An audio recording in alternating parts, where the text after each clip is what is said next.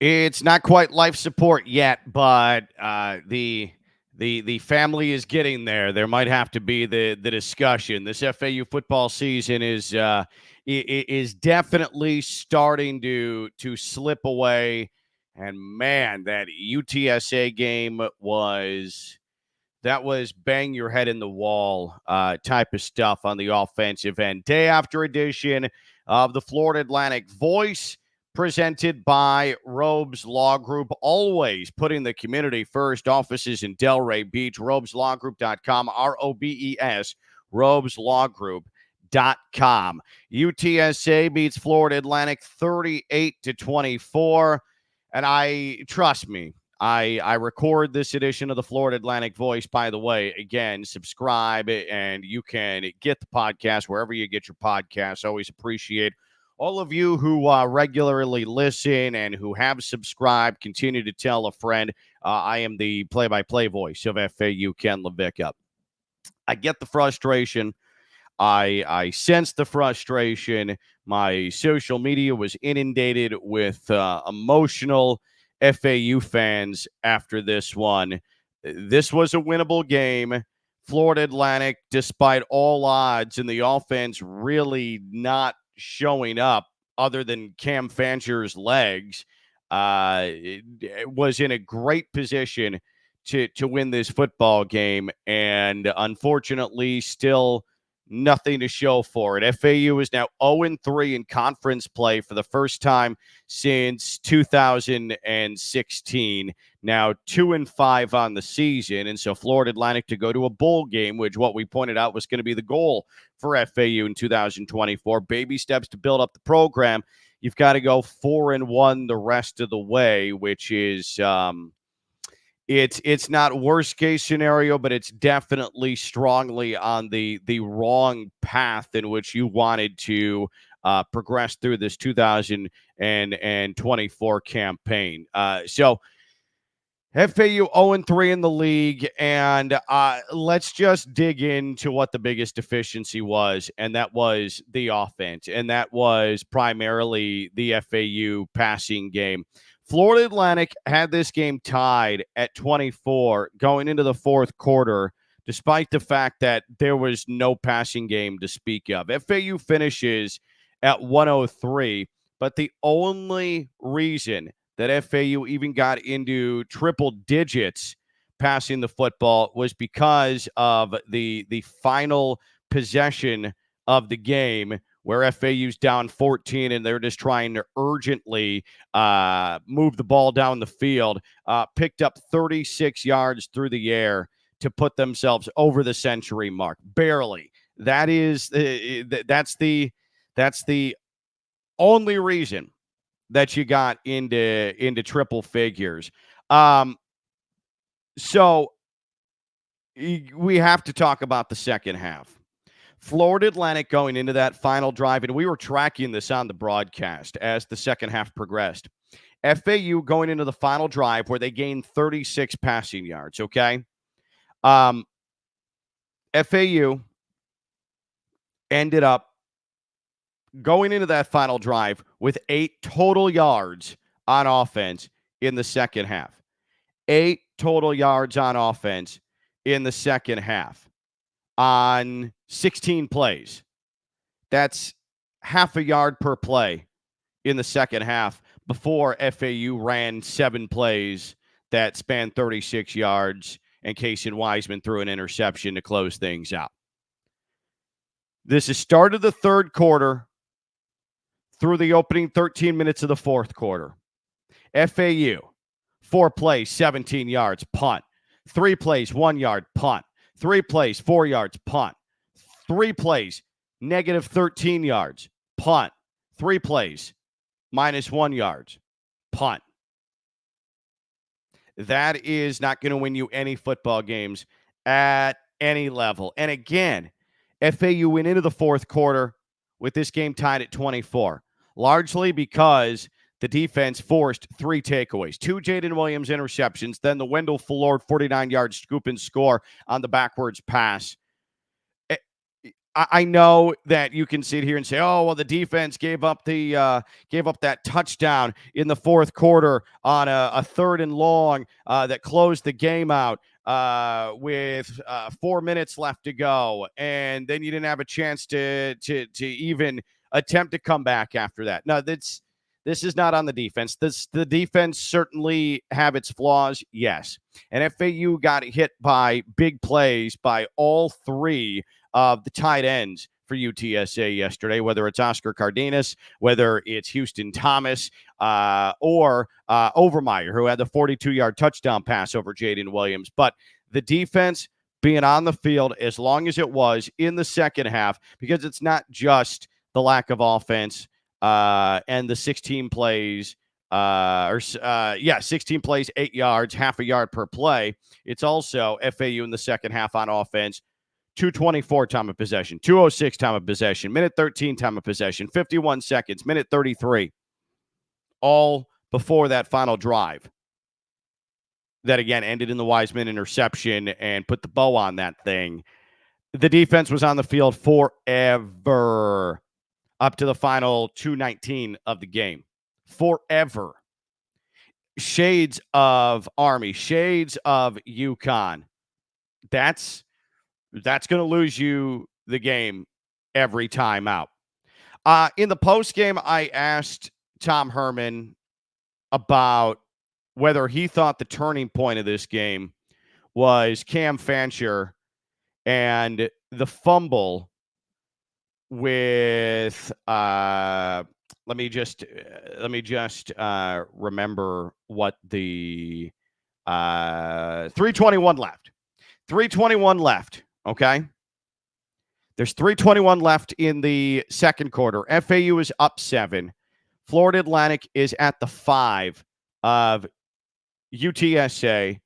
And on a third down, Cam Fancher is surrounded by defenders. He gets strip sacked, and UTSA recovers. They march down the field, 88 yards, 11 plays, and they score a touchdown to tie things up at 17 going into the locker room.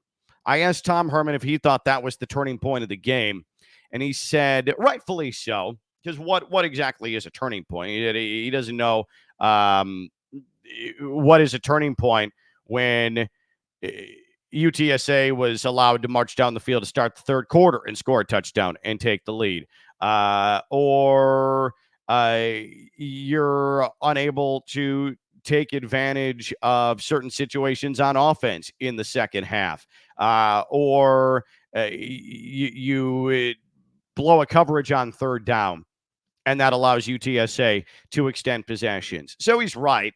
What is a turning point? Because you could objectively point to a million different things and say, oh, that's where this turned, or that's where the back was broken.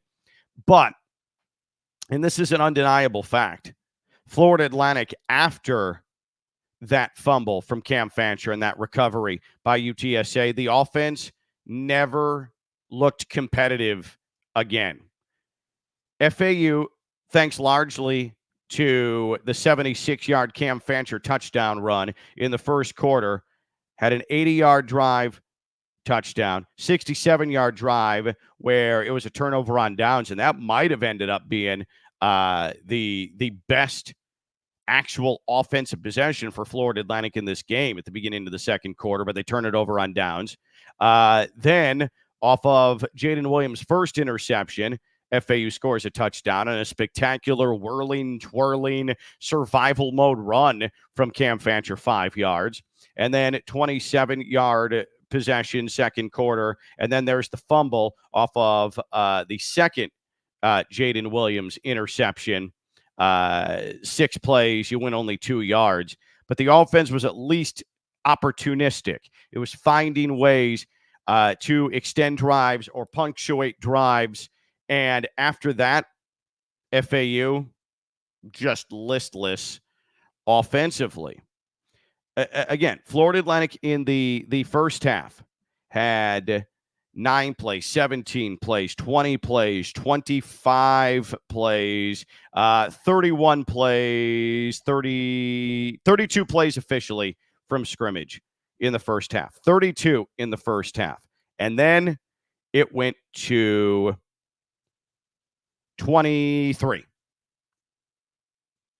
23 in the second half. Because the offense couldn't stay on the field and the defense couldn't get off of it.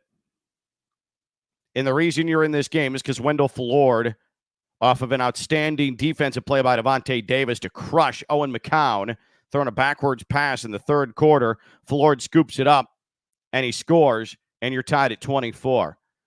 I think it's safe to say, and I don't say anything on this podcast that I don't say on the broadcast, but it's safe to say that Florida Atlantic played an entire half of football without an offense at the Alamo Dome. It played an entire half of offense, an entire half of football without an offense. I don't know how to delicately put that. And I think Tom Herman feels the same. And I think that offensive coaching staff feels the same. It was difficult to get the running backs going. Had some success running outside zone, which Tom Herman on Friday night told us that was going to be the plan with Mobley and with Campbell. You got your vast majority of your running yards, though, from Cam Fancher. And that was not a designed run, the 3rd down and 4 76-yard touchdown run in the first quarter. Nor was it a designed run on that whirling, swirling 5-yard touchdown scamper where Fancher made the impossible happen. Tom Herman flat out told us on Friday night as well that because of the turf toe of Cam Fancher and the plate that was placed in his shoe to stabilize the inflamed part of his foot, they really had wiped out any designed runs that were in the playbook for Cam, simply because, like, why would you tempt fate? Now, Cam Fancher, because he's a gamer and he's tough and he's a super athlete, said, "Oh, plate my foot. My foot feels terrible with a pretty extensive turf toe injury. Doesn't matter. I've got track speed. Let's go." And he put it on full display. But it doesn't change the fact then that in the second half, that UTSA pass rush was elite. And it sounds like, talking with Tom Herman, yes, was the offensive line a problem? Sure. And that's been the case most of the season. But Tom Herman was not willing to give Cam Fancher a pass in his role in the lack of a passing game. He said multiple times, like Mike Mareshko, the studio host for us, asked Tom Herman straight up, man, it just seemed like things were really difficult and that was a porous offensive line performance. Tom Herman flat out said, I disagree. The quarterback had a number of opportunities to distribute the football, get rid of the football, and didn't do it. So consume that, translate that how you want, but at least without looking extensively at the film, Tom Herman felt like Cam Fancher reverted to some bad habits that you thought and hoped maybe were gone after the first 5 games because of the breakout and the way that he comported himself against North Texas, stepped up in the pocket, picked out his receivers, was able to really dice North Texas, especially in the first half. And in big moments, that wasn't the case yesterday. And it seemed like Cam Fancher, I think from that perspective, took a couple of steps back. So, first and foremost, FAU's offense completely no showing in the second half. That's your game. That is your game. And you can talk about big third down conversions. The RPO game for UTSA on 3rd and long was really pretty good. Owen McCown. And we can talk about FAU's offense not having the services of Amari Hayes, not having the services Milan Tucker, more injuries ravaging that room that's already without B.J. Alexander before the season even started, E.J. Horton before the season even started, Ja'Shawn Platt, who decided just a couple of games in that he was going to redshirt. It's a dire situation in that receiver room. But I think the coaching staff is confident that while green, there's enough talent there to produce. But you got to throw the football and you got to throw it accurately. But Again, it's going to require more film study to see if the receivers are getting proper separation. But back to my original point, UTSA was out without McEwen, its top receiver, and Owen McCown, despite some pretty hefty mistakes. And this is the thing, too. When you throw the 2 interceptions that McCown threw, which were the type of throws, and I said this on the broadcast, that get you benched because they were that bad. Completely telegraphed a looping throw to the sideline where Jaden Williams cut in front of the receiver easily, picked it off, and got himself to the 3. And then the second interception was just basically an arm punt, and Jaden Williams returned it deep into UTSA territory. Those are the types of things that will have the coach, especially when you're a young quarterback like McCown, thinking, do I have to make a change? And then just a remarkable defensive play from Devontae Davis into the backwards pass McCown, into the floored scoop and score. Those 3 plays right there from the defense should have been enough to put you in a winning position. But FAU, after Florida tied it, never had itself in a winning position again. And UTSA executed without McEwen, their top receiver, because the tight ends went off. Big third down, critical receptions from those big, bulky behemoths at the tight end position for UTSA. But it is much easier to offset those or fight those off, because that's going to happen in the course of a football game, especially a UTSA program that is, this year maybe not so much, but is generally championship caliber. Jeff Traylor's built it that way. There's still a lot of championship pieces, and that's going to happen when you play them. You're not going to fight that off. You're not going to give yourself a chance when one side of the ball completely no-shows, doesn't come out of the locker room in the second half. I mean, guys, Florida Atlantic's offense going into the final FAU possession with 2:19 left to go in the game, in the second half, going into that final possession, had 8 yards on 16 plays. 8 yards on 16 plays. A half a yard per play. It's flat out losing football. And Florida Atlantic, I think, just based on the offense and specifically the passing game, this is what's difficult to consume, is even with the close loss to North Texas, where you had the lead, you take over a 10-point lead with just over 4 minutes left. North Texas gets the ball, erases that in under 3 minutes. Even with that North Texas game that you feel like should have won that, we're positioned to win that. And obviously the defense got diced and sliced easily at the end of that game. But you look at the offensive numbers, the lack of a passing game. Have there been unfair moments? Yes. But does 2 and 5 feel deserved? Yeah. Oh, but Ken, Michigan State, they had their opportunities. They did have their opportunities. But again, the offense. The offense. Just not enough there to win football games. Army, not enough offense to win football games. UConn was, let's forget about UConn. North Texas, the offense, far and away its best performance of the season. We're not going to count Wagner. North Texas, the offense was able to put in it. I mean, the offense against North Texas, really for the only time this year, played what you would consider winning football if we're using the FAU defense as the baseline, right? So, and yesterday was not winning offense.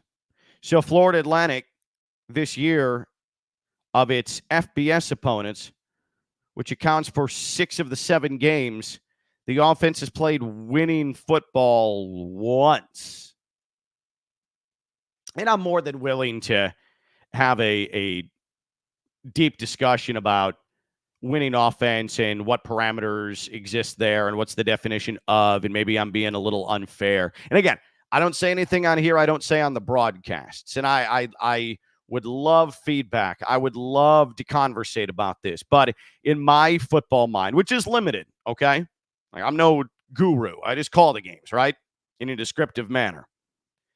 But in my mind, Florida Atlantic has played winning offensive football 1 game out of 7. And that's why, despite some close calls, Michigan State, North Texas,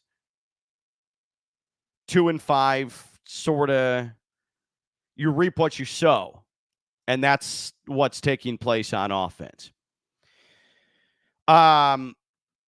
I did a deep dive after the game on the bus from the Alamo Dome to the airport to fly home after this one, because I was curious about the offense. I was curious about, just in the grand scheme of things, since FAU started playing 12-game seasons and transitioned into FBS football, 2006 was the first year FAU played 12 games in that and got itself into the FBS level. Florida Atlantic's total offense right now clocks in on pace for the 6th worst in FAU FBS history. So I said, okay, well, what about the passing game? What about the passing game for Florida Atlantic? Because that's been the side that's really, really struggled, right? That's been the aspect of the offense where you say, "Oof, I mean, this is laborious at times." Florida Atlantic, after yesterday, game number 7, has 181.1 passing yards per game. That's on pace for the 2nd worst passing offense in modern FAU football history. Only ahead of the 1-11 2011 FAU football team, where Graham Welbert got hurt early, and then he had David Cooey and Stephen Curtis the rest of the way. This year's offense, this year's passing attack, is on pace for the 2nd worst in modern FAU football history. And is anybody wholly surprised about that, just based on what we've seen from the passing game and the lack of production? And I think that this is what's most puzzling, because maybe not puzzling. I think this is what makes it a, how do I want to put this? Makes it a very heavy feeling when discussing the passing attack, is that it's multi-layered issues. It's not just point your finger at the quarterback. It's not just point your finger at the protection. It's not just point your finger at the receivers. It is an intertwined, elaborate, and muddled combination of all three. And it's all things that in the preseason, there were red flags about it. We discussed at length. So we were cognizant of the red flags, but how were you going to be able to offset it? 4 new starters along the offensive line, a brand new receiving room that barely had any of the production come back, and a brand new quarterback coming in from the outside. How are you going to be able to get that to mesh? And the issue is the offensive line has had significant problems in protection. The receiving room got very, very hurt before the season even started, and those health issues have only compounded. Jabari Smith was your quote-unquote number 1 receiver yesterday, with Amari Hayes not playing because of a hamstring, and Milan Tucker, one of the few veterans left in that receiver room, unable to play because of a foot problem. You've you've got those two issues. And again, I'm going by Tom Herman's assessment of Cam Fancher and how Tom Herman has described Cam Fancher and some of the adjustments, tweaks they made coming out of the bye week, going into the North Texas game. Don't start dancing, panicking, and running backwards. Step up, step up. And it came to great result against North Texas. But again, reverting back to the bad habits, especially in the second half against UTSA. And credit to the UTSA pass rush. And Brandon Brown, that big nose tackle, number 2, was a complete stud for the Roadrunners. What a disruptive behemoth he is. But quarterback play hasn't been as good as you'd like either. So, again, those 3 aspects of the offense in the passing game, how do you pinpoint just one focus? Offensive line, quarterback, receivers. You can't. And this is the thing. You only have so much time in a 12-game season to find something, fix it. Find something, fix it. It's like when you have a cord, right? And it's been sitting in a box for 7 years in your attic or just in some side room closet. And then you need it one day for something. The first day in a decade. And you're like, wait a minute, I know I have a cord somewhere. You search. You find it, but it's in a box of other cords, and it's knotted with like 4 or 5 other cords. And you have to sit there and find, what part of this cord do I pull here? What part of this cord do I pull here? What part of this cord do I pull here? How do I untangle this entire yarn ball mess? That's what the passing game feels like now. So now having to win 4 of your last 5 to go to a bowl game, and you weirdly have your second bye week in a month span, and this is it now. After this bye week, you're straightforward, full throttle through the final 5 games of the season. It's going to require the coaching staff to find the box, to find the big ball of 7 cords that are wrapped around one another, and in this 2-week span, at least make some significant progress untangling these cords and getting to a point where you feel like, oh, maybe today I will be able to use this cord that I'm looking for to hook in my laptop to the TV or to plug into the weed whacker, the trimmer, right? You can tell I'm a homeowner and a man of the house. That's the way that I ripped off those hypothetical scenarios because I've lived it. So this is it. Like, this bye week is the critical part of the season. This is do or die. This is very little margin for error left. This has got to get it done.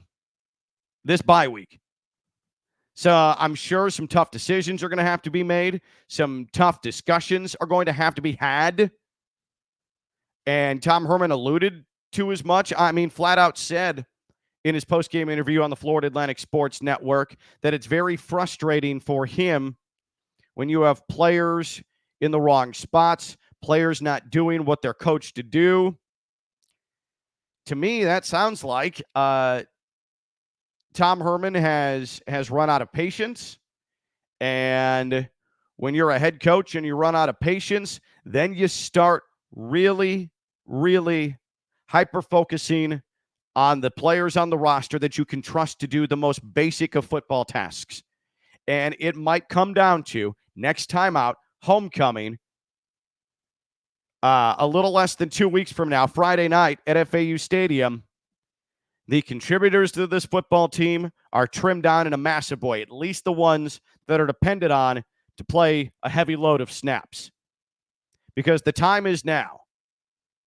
There's still a modicum margin for error, but that door is about closed. You've got the front part of your foot separating the door from the frame, and you've got this football season kicking at the front of your foot, trying to get that door closed completely.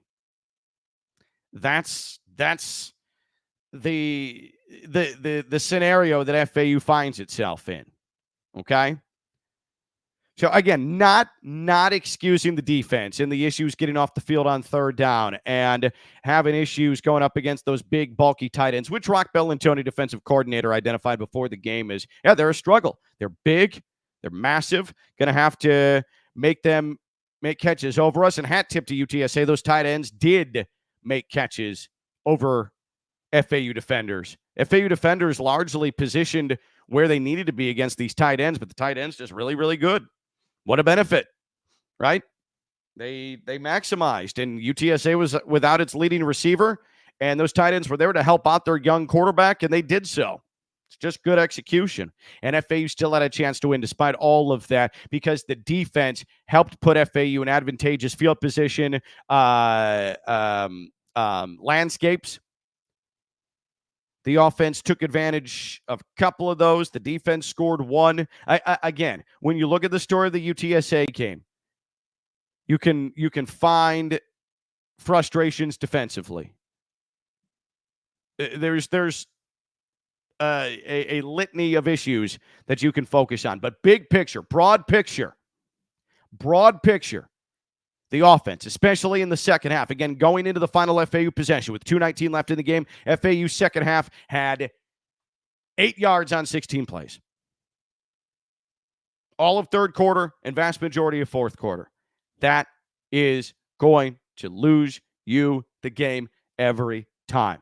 Doesn't matter if it is 8-year-old flag football, doesn't matter if it's Pee-wee, doesn't matter if it's JV high school, doesn't matter if it's varsity high school, doesn't matter if it is D3, D2, FCS, FBS, or NFL. When you have an entire half of football, you run 16 plays, you gain 8 yards, you're going to lose. And you're going to do so in a manner that heightens the frustration. Okay. One thing I wanted to get to. I've never seen this before. It's funny when you do this as long as I have, and you still see things that boggle the mind. 3 kick catch interference penalties on punts yesterday. 2 against UTSA, where Wendell Fallord, poor Fallord, gets thrust into the punt returner role because Amari Hayes is injured, and he's the recipient of 2 brutal hits while his body is fully exposed, prone, waiting for the punt to come down, and he gets absolutely annihilated 2 different times, leading to 15-yard penalties against UTSA. But then C.J. Hurd, FAU, committed a kick-catch interference penalty against Peterson of UTSA. And we had the FAU coaches, those in the booth to our right, and at the Alamo Dome, there's the thin glass partitions in the press box and then open windows facing the field. So there's no sound buffer separation, and the FAU coaching staff was furious at the penalty called against C.J. Hurd because Hurd hit Peterson of UTSA after the ball came into his chest, and then Hurd made the contact, and Peterson went flying. Same thing happened first UTSA kick-catch interference call against Fallord. Fallord had the ball hit him in the chest, and then he got speared, and the ball went flying. So it was the same instance, both teams. And for those who watch college football, you know that the 2-yard halo for punt returners, that was eliminated over 20 years ago, back in 2003. But I took a deep dive during the game, did some research, NCAA rule book, on the subject of kick-catch interference. It is determined that a returner has been impeded with if the tackler, the special teams defender, is within a shoulder's length, shoulder to shoulder length area surrounding the punt returner as the ball falls into the returner's arms. So the officials deemed that C.J. Hurd on the FAU side and then the 2 different offenders of kick-catch interference against Wendell Fallord, accounting for those penalties, that those tacklers were within a shoulder-to-shoulder length, a perceived shoulder-to-shoulder length of the punt returner. Okay? So it's an estimation, which, I mean, that's frustrating, but that's football. A lot of this stuff is just like a holding call a lot of the times, is a subjective determination. But the officials did determine that all three tacklers, and that includes C.J. Hurd, were within a shoulder-to-shoulder length of the punt returner and that radius around the punt returner as the ball got to him. Hence the flag, hence the penalty, hence, I think with all three, then the officials made the right call.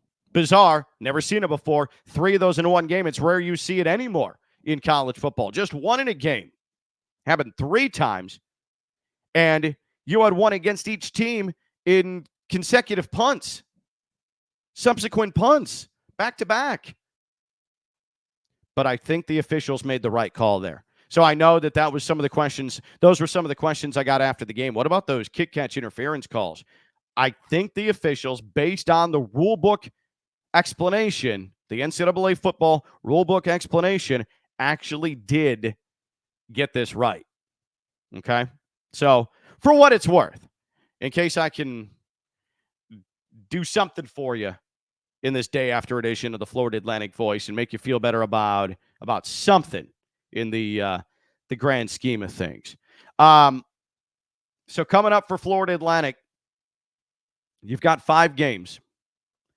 5 games, got to win 4 to become bowl eligible and get yourself to a bowl game. Can FAU do it? Sure.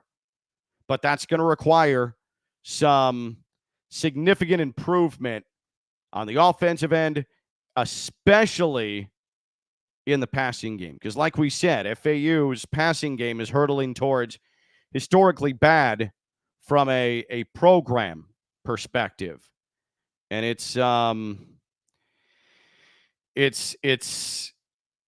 hindering the performance of this football team and any perceived progress that this team is experiencing. It's really, really, really difficult. I want to check in, looking at it right now, newly updated passing stats. FAU now has the 113th ranked passing offense of 133 teams in college football. FAU at 181.1 has the 113th ranked passing offense between Sam Houston State and Nevada. Man, it's definitely something that needs to improve, okay? And like you look at a team like Oklahoma, they're below FAU, right? So there are some big boys that are struggling even more than FAU in the passing game.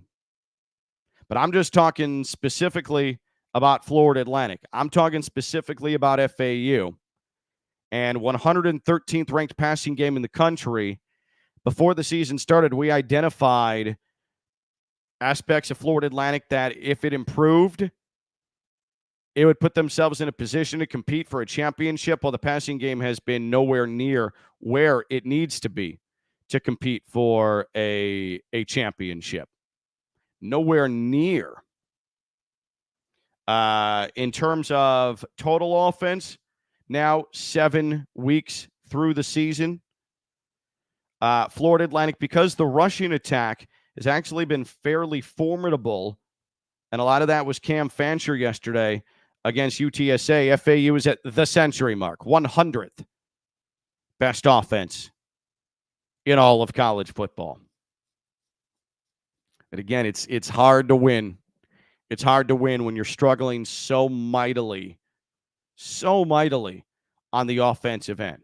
All right, let's look at the AAC and what's left for Florida Atlantic, okay? So FAU has played Army, best defense in the American, okay? Played North Texas, lost to North Texas, who has the 13th of 14 best offense in the American. UTSA came in at number 9. The rest of the way, let's just look at defenses FAU is going to go against, okay?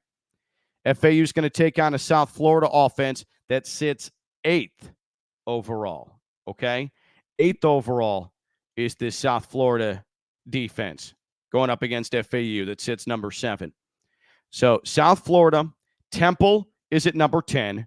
Charlotte's on the schedule, number 11. Tulsa's on the schedule, number 12. East Carolina on the schedule, number 6. So that's what you're going up against. You're no longer seeing a top 5 defensive team in the American. FAU coming up in its final 5 games will face the 6th best defense of the American, East Carolina, the 8th best defense of the American, South Florida, the 10th best defense of the American, Temple, the 11th best defense of the American, Charlotte, and the 12th best defense in the American, Tulsa. Okay? Now, what about passing defense? Maybe the opportunity to be able to throw the ball a little bit. All right? South Florida, they have the worst pass defense in the American. That's your next opponent. All right. Time to get busy. Time to eat up a little bit. Tulsa, number 12 passing defense. East Carolina, number 7 passing defense. Charlotte, number 9 passing defense. Then there's Temple at number 2 overall. All right. But South Florida has the worst passing defense. Former FAU defensive coordinator Todd Orlando heads up that side. FAU threw all over him with Daniel Richardson last year in Tampa. Can Cam Fancher do the same, barring injury? And I know after the game, Tom Herman was talking about Cam Fancher, who took that late hit to the head. And you hope Cam Fancher is healthy enough to go out there and play. But with the bye week, that's going to help that cause. What about rushing defense? What FAU is going to be going against in the final 5. Temple, and this is the reason Temple's number 2 in the pass defense, because they can't defend the run at all. So here we go.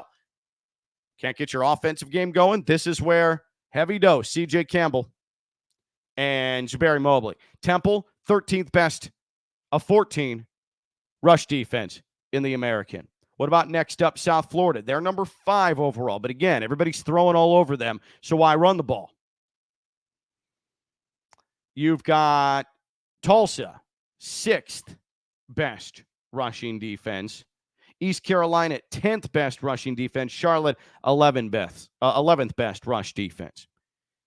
So we're not talking about defensive world beaters, because any top-notch defense remaining either side of the ball, pass or rush offense, the reason, and I'm talking specifically mostly about Temple, number 2 pass defense in the American, Temple offers no resistance at all against the run. 210 rushing yards a game. So FAU going to Philadelphia, in theory, should be able to run all over this team. So we're talking bottom rung football teams overall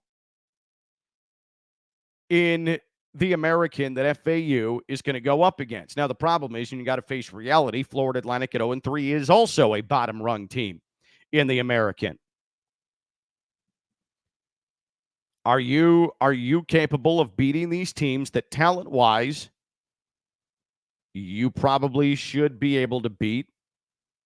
And again, I understand a receiver room that would make a big difference from a talent perspective and some separation. But again, like there's plenty of talent on this FAU roster, albeit inexperienced, especially on the offensive side now. But can you out-execute in the final 5? And that's the major question. So that's just a little bit of a glance at the defenses that are going to be coming up for FAU in the final 5 games. I don't know if that really provides much of a blueprint or a game plan upcoming. I guess my point is all 5 of these teams are ultra gettable. Okay? All 5 of these teams are ultra gettable. Let's just go to something simple to consume. The standings in the American. Final 5 for FAU. South Florida sits 3-4, 1-2 in the American. Okay? That's your next opponent. Followed by East Carolina on a Thursday night. 3-4, 1-2. Then you've got Temple.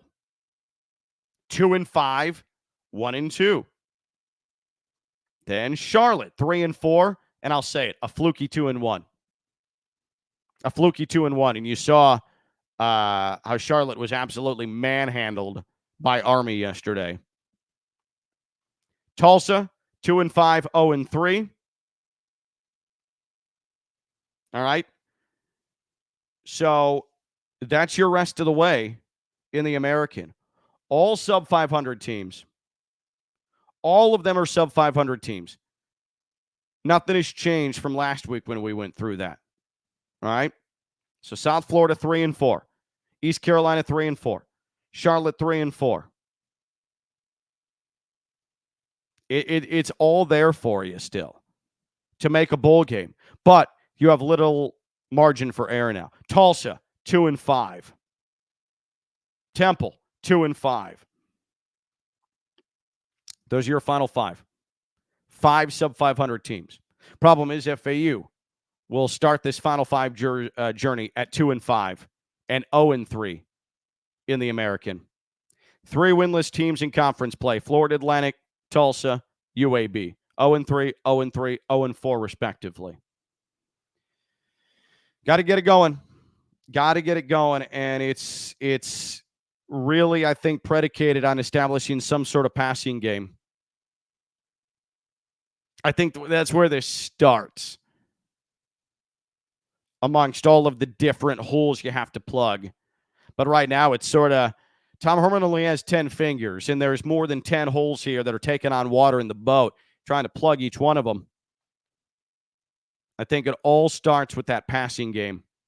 Establishing something better than the low 180s per game, which, again, is on track. Modern day FAU going to FBS, on track for the second worst passing game in FAU history, tracking only ahead of 2011, 1-11 Florida Atlantic. Overall, outside of the game, great trip to San Antonio, great hosts. The Alamo Dome is NFL caliber. I've said it before. I'll say it again. Outstanding venue. UTSA has done a really good job of building up that fan base. There were a lot of empty seats yesterday, and they cordoned off the upper deck of the Alamo Dome, because why would they have those seats exposed? It doesn't make any sense. But they used the entire lower bowl, which is right around just shy of 30,000. And tell you what, a lot of fans. Empty seats, plenty of empty seats, but enough fans to make a lot of noise, a lot of orange there. Certainly a good home field advantage by American Athletic Conference standards, by Group of 5 standards. So well done by all the folks at UTSA. They have used that Alamo Dome, and they have configured it in a way that certainly makes a difference for the home team. And the home team largely has responded, because that home team, again, not this year per se, but traditionally, since Jeff Traylor took over, they are in trophy conversations. So it's a great experience. Going to the Alamo Dome is fantastic. The broadcast position is amazing. It's just a top-notch facility, top-notch arena, and San Antonio is, in my mind, a world-class city. Love being there. I stopped by the Alamo. That's the second time I've seen it, but the first time I was able to spend some appreciable time there. Still struck at how small it is in the grand scheme of things. It is it's jarring too, because a relic like the Alamo that tells a historic story of yesteryear is sandwiched between hotels and corporate office buildings and commercial areas in downtown San Antonio. It's just a wild juxtaposition. And the famous part of the Alamo that faces the main busy part of that complex, that's actually the back of the Alamo. That's what opened into the fort portion of the Alamo, where all of those American soldiers and Davy Crockett were hunkered down against Santa Anna and the Mexican combatants. You're looking at the back of it, not the front of it. The front of it actually faces the river there in San Antonio. So if you haven't seen it, now you know. And my words will reverberate through your brain once you visit San Antonio and visit the Alamo. Oh, one more thing, too, because I ate a lot of Mexican food. San Antonio is a top-notch culinary city in the American. I'll take Mexican food over barbecue any day. In San Antonio, I think they lean towards Mexican food over barbecue more so than any place in Texas. They're in that South Texas region. I like barbecue, don't get me wrong, but Mexican food is higher on the Ken LaVicka culinary power rankings. I've thought this for quite some time, but I think it just really gets solidified more and more that I experience it. In the ranking of food, condiments, at least traditional ones that we consume here in North America, pico de gallo is a top 3 condiment. I think barbecue sauce, pico de gallo actually might be number 1 in my condiment rankings, then ranch, then barbecue sauce. Ketchup will be in my top 5, but not in my top 3. But pico de gallo, and I just think it further gets reinforced, and I think that I have considered this fact for a while. Pico de gallo, number 1 overall condiment in North America. Debate that. You can go ahead and tweet at me at KLV Says if you have any further input on that. Florida Atlantic Voice is presented by Robes Law Group. Robes Law Group, ROBES, Robes Law Group, always putting the community first. Office Delray Beach, ROBES, robeslawgroup.com, robeslawgroup.com, ROBES. That is Robes Law Group. So Florida Atlantic is on a bye week. The second in a month, Florida Atlantic on a bye week. It was just really bizarre. Never seen that before. And then back at it, homecoming against USF. Here's what I'll say, FAU fans. I know you're frustrated with the product. I know that the FAU offense, it doesn't feel like there's a lot there to be overly positive about. But what I would say is that homecoming, a rival coming in, forget what USF fans say, a rival that's been struggling on their own accord, that had championship aspirations, and I think it's safe to say USF is not part of the American championship conversation. It is Tulane, it is Memphis, it is Army, it is Navy. USF is not in that conversation. Vaunted USF that barely crawled to a 6th win last year to get itself bowl eligible, then beat a tight end who played quarterback against Syracuse in the Boca Raton Bowl, and they tried to parlay that into our time is now. USF championship favorite. They're going to leave the American, go to the Big Ten, go to the ACC. They're delusional in Tampa. I'm going to say it flat out, and I don't care who hears me there. They know where I stand. USF, that fan base, is delusional about what they actually are. This is a chance to really, really, really cast doubt on that program and its trajectory at USF. If Florida Atlantic can come out and get a win for a second year in a row against the Bulls, embarrass them on their home field, their homecoming last year, FAU, help them get up on their homecoming this year and blast USF again, okay? Get out there, be supportive. This isn't the time to pack it in and lay and cry into your pillow. All right? Got to get out there Friday night homecoming, 2 Fridays from now against USF. For tickets, 866 FAU Owls, 866 FAU Owls, FAUsports.com. All right, that's my plea to you. That's my challenge to you. Don't just talk about it, be about it. I understand being frustrated, but if you're going to make one final effort at any point this season, if you said, oh, I'm done, I'm frustrated, this is the game to get to and be a part of. Want to know why? Because I'm sick of USF trying to little brother FAU when FAU went in there and dropped 56 on them last year. USF wasn't even competitive. And then had the most fraudulent postseason appearance and bowl win maybe in modern college football history. Okay? So get out there homecoming against USF as Florida Atlantic tries to put one piece into this gotta have it remaining 5-game puzzle that is this 2024 season. So again, Florida Atlantic Voice presented by Robes Law Group, ROBES, robeslawgroup.com, in the community for you, robeslawgroup.com, always putting the community first. Don't forget to subscribe wherever you get your podcast to the Florida Atlantic Voice. I'm Ken LaVicka. This has been the day after edition this coming week. exclusive chats with FAU basketball coach John Jacobs, FAU big man Baba Miller, the transfer out of Florida State. Basketball season is just 2 weeks away. We're going to dive into the Owls on the hardwood and this new look FAU side picked to finish 5th. I have some thoughts on that. 5th in the American in 2024, 2025. Thanks for listening. Thanks for subscribing. Hang in there. This has been the Florida Atlantic Voice. Until next time, bye-bye.